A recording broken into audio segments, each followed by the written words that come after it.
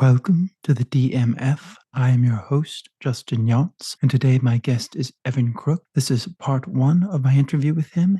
He is a distributor, a producer, a writer, and a director. Enjoy. Okay, I have a special guest with me today. I have Evan Crooke. He is a distributor. He is a producer. He is a director. He's done a lot of great things. How are you doing, Evan? I'm doing well. Thank you. How are you? I'm doing well. I'm doing well. Good. So my first question is, where did you grow up? Well, I grew up in a bunch of different places. It's sort of a loaded question for me, but grew up in originally was born in Texas and grew up in Pennsylvania, a little bit of time in London, and then some Wow. time in Florida and Syracuse, New York as well, and New York itself, and then San Diego and Los Angeles. So quite a bit of places. But originally, I would say growing up wise, or the informative years, I would say mostly Pennsylvania. Yeah. Do you think that that helped you, like being in all those different places? I think there's a lot of upside to living in different places and seeing different communities and different people.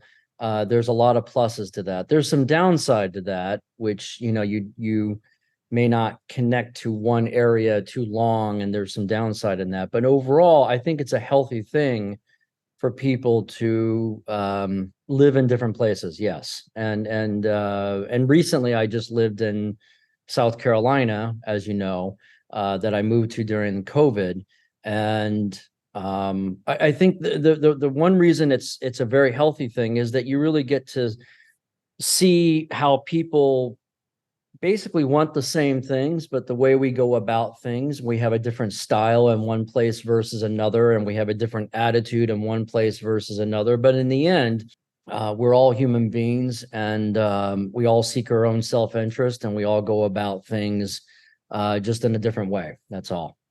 So, Interesting. yeah. What was the most stark contrast of a place that you lived in? Like you were like, oh my, wow, this is I amazing. think the This is most something different. extreme, um, the two most extreme areas that I lived in was recently South Carolina, where I was there for about almost 3 years, under 3 years, and that was during COVID, and that was really different than anywhere else I had lived. The other big difference was living in London briefly, just for a handful of months, but when I was a kid, and that was also a very different experience. We were living in like a townhouse, a flat that was close to an area called Paddington Station, and lovely area in London, and that was a really different experience. And I think I was there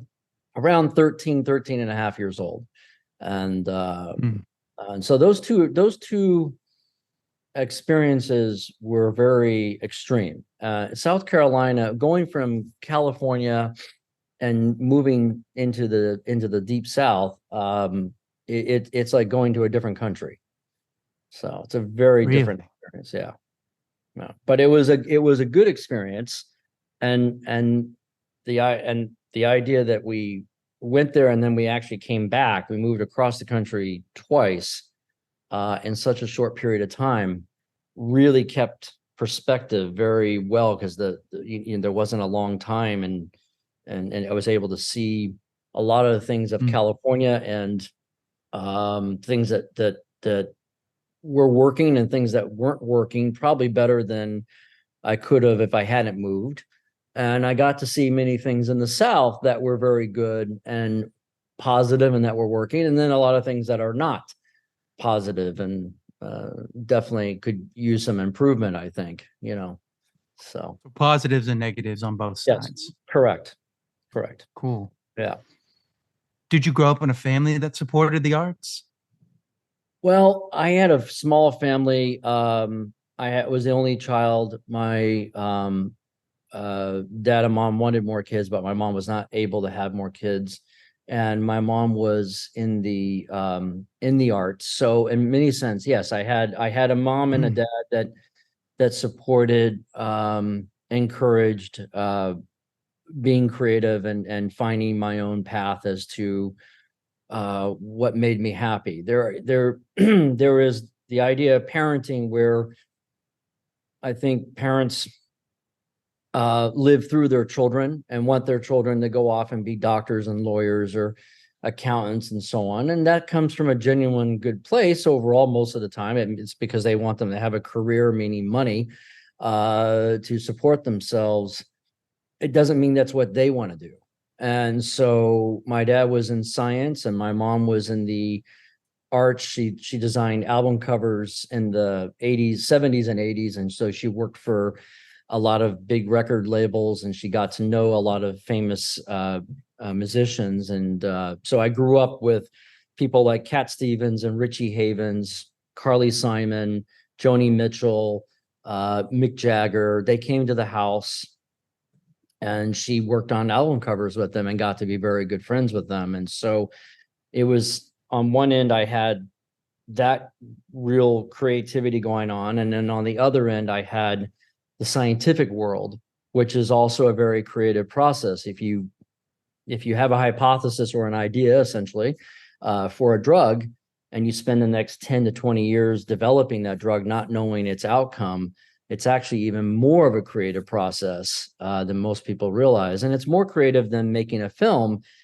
The risk is so much higher of failure, and you have to believe in the abyss. You have to be able to see the light at a very long tunnel, not knowing what the outcome is going to be after running years and years of experiments.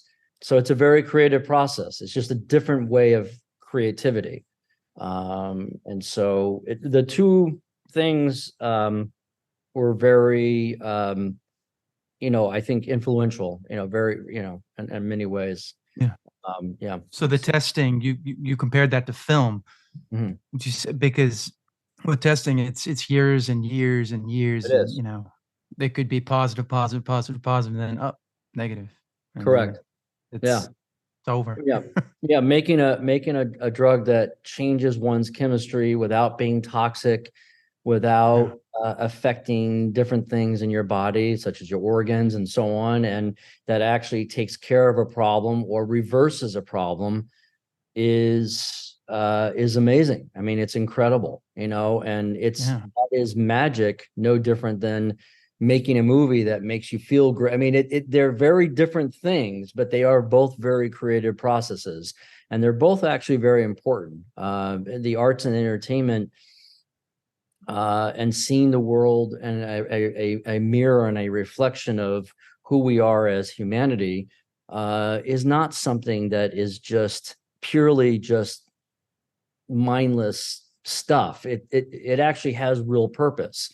The Vietnam War would not have come to an end if we didn't have videographers and reporters out there reporting the truth about what was going on. Other wars would not have ended. Politicians would have gotten away with tremendous harm if we didn't have the ability of reporting and cameras and documentaries and so on. And so all different forms of entertainment really do serve a value more than government would like to give it credit for. But at the same time, it's not the same level that science is as far as changing someone's chemistry and allowing them to live. And I got the joy of being able to grow up with two parents who had both of those. Unfortunately, my mom died when I was 14, but prior to her dying, I got to meet some pretty, cool people in the music industry. One of the most interesting experiences was Richie Havens, who opened up Woodstock and sang Freedom. And Richie Havens did a benefit concert for my elementary school to raise money to help the school. And he was a very, very cool guy. It was very, very, very fun experience to meet him at an early age. So your father dealt with a lot of the experimenting of pharmaceutical drugs, I gather. Correct. That's He ran, yeah, that's correct. He ran a couple of large pharmaceutical companies. He had an MD and a PhD and a master's and a doctor degree, etc. And that was an MD. And he dedicated his life towards the saving of people's lives, basically. Yeah. And one of the mottos in his company was, sick people depend on us. That was their motto. A very heavy burden on someone to carry, that that every day that a day that you decide to be, let's suppose, a little bit lazier and not work as hard, could be the difference between a day where if you had worked, you might be one step closer to finding a cure that actually helps thousands, if not tens of thousands of people that live longer. So think of it that way. When you say don't work as hard, are you saying that? So I imagine it's kind of hard to not. Right. Would you say just not doing as much testing, as in just going, oh, this is fine, or? No, I'm referring to I'm referring to if let's compare the two industries. Someone in the entertainment industry, let's suppose an actor, producer, director, writer, whatever. Our schedules are not 9 to 5 schedules generally. Actors will go out on auditions. Unfortunately, they have to pay the bills, right? So that a lot of times they'll end up waiting tables at night and this and that. And during the daytime, they'll do auditions. But in general, they have a very fluid sort of schedule because it's built around an industry that is not consistent. It's an industry that is very up and down, and also unpredictable is another word that comes to mind. And so you can be an actor and you could wake up in the morning at 8 o'clock in the morning, or 7 or 6 or whatever, and you could be really energized and go do your workout, and you can go to your acting workshop, and then you can go hit 5 auditions in the same day. Or you can be lazy and sleep in and not do as many auditions because you're depressed and you don't want to have the feeling of rejection or whatever. But let's suppose you do focus on a routine that puts you towards progress, and you wake up and you work hard and you go to the gym and you also hit those 5 auditions, and one of those auditions comes back and you get a role to play a famous scientist, and you're portraying someone that has made a difference in someone's life. Now, let's suppose that scientist that you're playing, that scientist was somebody who was doing 95 hours a week all the way up until they're in their 70s, and they're still working hard. And every day they get up and every day they know that they are making a tremendous difference, towards finding cures that enable people to live longer, basically. So what I'm saying is the entertainment industry is important. It has its purpose. It has done good things. But what I'm trying to say is also, at the same time, the entertainment business does a great job of patting itself on the back, giving itself too much credit. And it is not curing cancer. It is not solving brain damage. It is not solving muscular dystrophy. But I do know people who actually do that. And that one of those people is my dad. And so, I mean, the ability to extend life physically in the form of chemistry and biology is a huge difference than what we do in the entertainment business. So I'm glad you brought that up. Yeah. Because Denzel Washington, he's always looked at it like, this is not really as hard to work. Because, he also, was a garbage man. He knows about serious hard work. Right. And then, what is it? Jonathan Majors, just came out, just was he was a Marvel, you mean? He was it was a Marvel. Right. And he got for rape or something, right? Yeah. Yeah, he was found, he's found guilty. Right. But they showed some of his text messages, and you saw this thing in the text message, one of the things he says, I do know what I'm doing. Do you know do you know the great things I'm doing for my community and everything? And everybody's looking at it, it's like, dude, you're making a movie. I Yeah. mean, yes, you're doing great things for the community, but come on, Right. keep it in perspective. You're Yeah, not but curing how many cancer. people, the question is though, how many people really did say that? How many people said you're making a movie? Oh, I mean, the problem yeah, is most people buy into that Kool-Aid.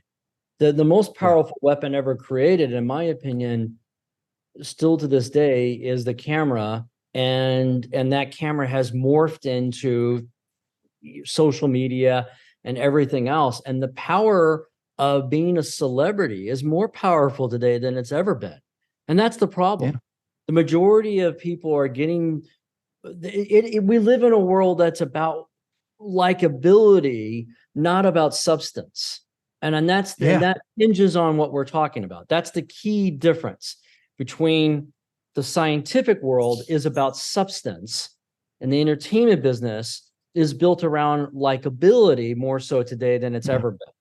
And so it's a real problem, actually. And it also means that even one of the reasons I think that we get worse and worse films today is that there's less substance than there used to be. All the talent, for the most part, has gone to episodic, and mm, very and most of the good writing and so on has gone to episodic. And feature films continue to decline drastically in the independent world, but also in the feature in the studio realm. I mean, there's only been one decent film that I've seen that that meets the qualifications that I would say is acceptable. yeah, One in the past 12 months. Now, it used to be 5 years ago, you'd have 10 in a given year. yeah, And 10 years ago, you'd have 20 to 30 films in a given year. Now, today, you're lucky if you can barely get one. And so, substance does not exist hardly in the entertainment business these days, because it's all about how many likes and it's all about likability. And someone like Denzel Washington is someone who's always been focused on substance and the ability to focus on the process and the craft. And yeah. and I think that's one intersection where I relate, where my dad and I understand each other very well. We understand each other very well in many ways, but one of the areas that we really relate, and I think more reflect on this, and I think it's I am a big lover of I am a big lover Quality. of the process, and Same here. the process is where the substance is, and scientists are always involved in the process. So taking it back to like what you were saying about, social media and, celebrity, that's also starting to take fold in our politics now. Yeah, Is celebrity is starting to, it's not about policies, it's about buzzwords. yeah. And I don't know if that's because we've become a less intellectual culture. Mhm. Is that a way to look at it? We have become a result-oriented culture, I believe. Phone and social media has created the ability to live in a nanosecond and has enabled people to focus on the result, and that the result come faster and faster than ever before.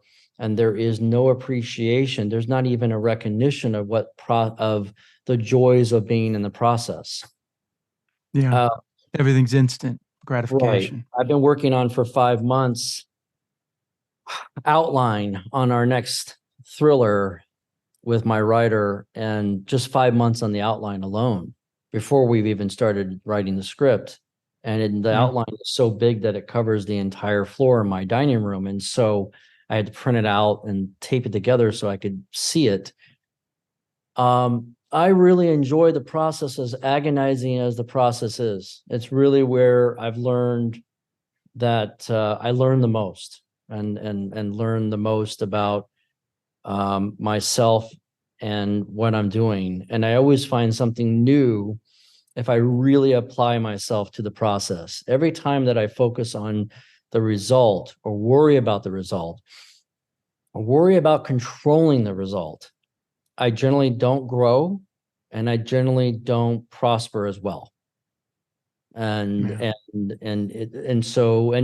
and just by chance, when you really put that under the microscope and you look at it, from what I know, from the research that I've done here and there, but is that most real good learning happens from the process. But I have many reasons why I didn't choose to indulge deep in any process. I'm extremely thorough, and that thoroughness and that process came from a set of things that happened in my life that were unfortunate, that I had to learn ways to compensate, that forced me as an adult to love the process. If I didn't love the process, I wouldn't be here today. Literally, I wouldn't be here today. And there's many things that I can bore you with later on. But if a domino falls, by the time it gets to the 500th domino that falls, the 500th domino that falls may not know the first domino that fell, but there's a connection between the two of them. And there's a chain reaction between them, but also there's a history, and there are building blocks essentially that travel along, right? There's a connection between those 2 points. So there were things in my life that enabled me, in order to survive, I had to engage in a set of processes and ways to overcompensate in order to survive. And if I hadn't done it, I would not have survived. And so through doing that I think forced me into deeply enjoying and respecting any process that was a tedious process that would yield a result later on, hopefully. A good advisor, a friend of mine, who was head of, he was dean of admissions at one of the universities I went to, and he said, if anyone asked Evan what time it is, I would build you a clock first from ground zero, build you a whole watch or build you a clock, then show it to you and then tell you the time. So as opposed to just telling you the time.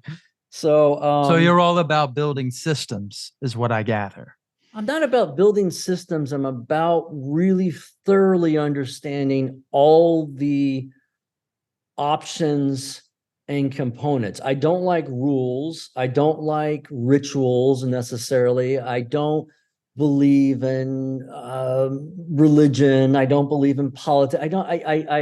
I believe in understanding the data. I believe in understanding as much as I can understand and being as thorough as I can before just spitting out an answer most of the time.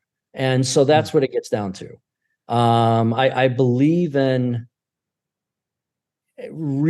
educating myself as much as I can humanly educate as possible before I commit to giving an answer. Hopefully that makes sense. Yeah, that does make sense. Yeah. But as far as systems, no, I'm not. I'm not. Systems and rules are meant to be broken. Systems and rules can go out the window anytime, and they can be recreated and so on. What can't be recreated is someone's dedication to the process. Yeah. Either you have someone who wants to put the time in or doesn't. And the problem that we live in today is people don't want to invest the time.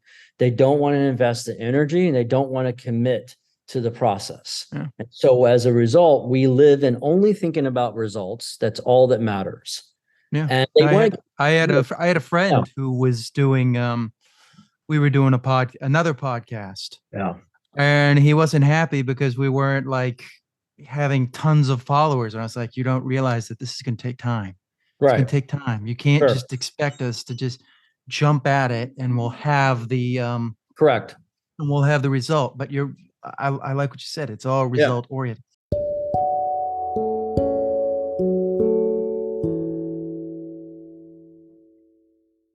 All right, that does it for part 1 of my interview with Evan Crooke. I hope you enjoyed it. I want to thank him personally. Please like, share, and subscribe, and consider checking out the YouTube channel. And I will see you next time on the DMF.